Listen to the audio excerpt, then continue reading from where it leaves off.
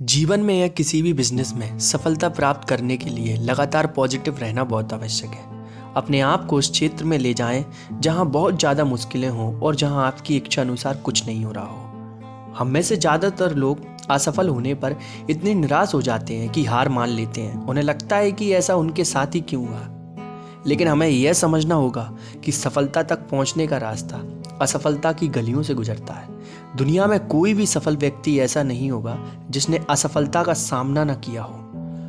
कहते हैं ना, हौसला हो तो क्या नहीं पाया जा सकता। इंसान में सच्ची प्रतिभा होनी चाहिए, बस फिर कोई भी कठिनाइयां उसका रास्ता या उसके बुलंद हौसलों को मात नहीं दे सकती। यहाँ हम बात कर रहे हैं एक ऐसे शख्स की जिसने अपने जज्बे को कायम रखा और अपनी मंजिल को पाने का रास्ता बनाया और असफलता को सफलता में तब्दील किया। जिनका नाम है श्रीकांत बोला, जो बचपन से ही ब्लाइंड है, आज 100 करोड़ रुपए की consumer food packaging company वॉलेंट industry के सीईओ हैं। उन्होंने यह कंज्यूमर फूड पैकेजिंग कंपनी बनाकर कई लोगों के लिए एक मिसाइल कायम की। श्रीकांत का जन्म 7 जुलाई 1992 को आंध्र प्रदेश के एक छोटे से गांव सीतारामपुरम में हुआ। इनके होते ही घर में खुशी नहीं गम का माहौल था, क्योंकि यह नेत्रहीन पैदा हुए थे। नेत्रहीन पैदा होने की वजह से गांव वालों और रिश्तेदारों ने यह तक कह दिया था कि बच्चा किसी काम का नहीं है, इसे तो मार देना चाहिए, नहीं तो यह आगे चलकर आपका सहारा बनने की जगह बोझ बन जाएगा।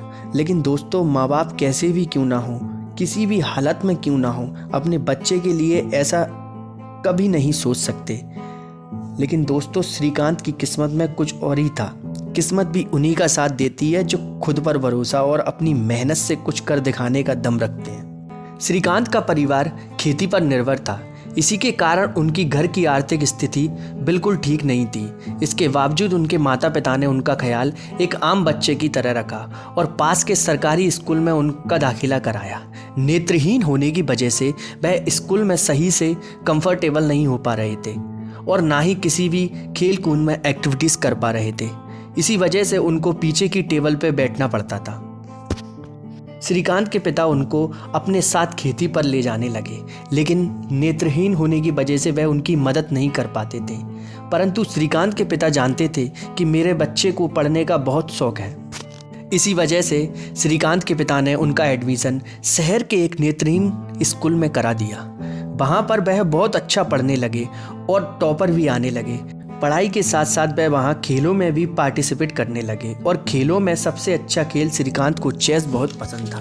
कुछ सालों की कठिन मेहनत के बाद उन्होंने आंध्र प्रदेश स्टेट बोर्ड से हाई स्कूल के एग्ज़ाम दिए और लगभग 90% नंबरों से पास आउट हुए। इससे उनके घर में खुशियों की लहर दौड़ गई और उन्होंने आगे चलकर 11वीं में साइंस सब्जेक्ट लेने का विचार बनाया। लेकिन आंध्र प्रदेश स्टेट बोर्ड ने उनका फॉर्म रिजेक्ट कर दिया कि 11वीं में नेत्रहीन बच्चे साइंस सब्जेक्ट को चूज़ नहीं कर सकते।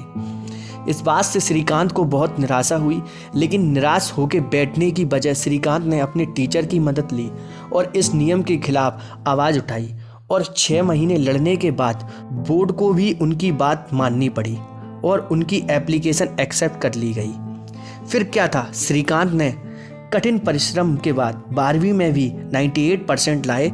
इसके बाद वह शांत नहीं बैठे। इसके बाद श्रीकांत ने दोबारा पीछे मुड़कर नहीं देखा। श्रीकांत को अपनी स्कूली पढ़ाई पूरी करते ही अमेरिका के MIT में प्रवेश मिला। इसी के साथ ही श्रीकांत देश के पहले ऐसे ब्लाइंड स्टूडेंट बने जिन्होंने MIT से शिक्षा प्राप्त की। अमेरिका में श्रीकांत को लाखों की जॉब ऑफर हुई, पर श्रीकांत अपने देश के लिए वापस आ गए और अपने जैसे दिव्यांग लोगों की मदद करने में लग गए। उन्होंने सात्विक रूप से कमज़ोर लोगों को प्रोत्साहित करने का काम किया, जिससे समाज में उनको एक सम्मानजनक काम दिलाया जाए और उनकी आर्थिक ज़रूरतों को पूरा करने के लिए श्रीकांत ने हैदराबाद में अपनी कंपनी की शुरुआत की। श्रीकांत ने लोगों के खाने पीने के सामान की पैकेजिंग के लिए कंज्यूमर फूड पैकेजिंग कंपनी का गठन किया। इस कंपनी की शुरुआत श्रीकांत ने 8 लोगों की एक टीम से की। जब श्रीकांत की कंपनी अच्छी रफ्तार पकड़ने लगी तो फंडिंग की दिक्कत आना शुरू हुई, लेकिन श्रीकांत इससे पीछे हटने वाले थोड़ी थे। उन्होंने कई फंडिंग कंपनियों से और निजी बैंकों से फंड जुटाकर अपने काम को आगे बढ़ाया। श्रीकांत की कंपनी ने फर्श से लेकर अर्श तक का सफर तय किया।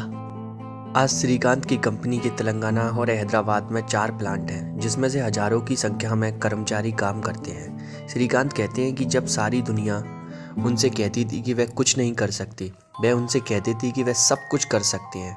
आज जिस मुकाम पर श्रीकांत हैं, उन्होंने अपनी इस बात को साकार भी कर दिखाया।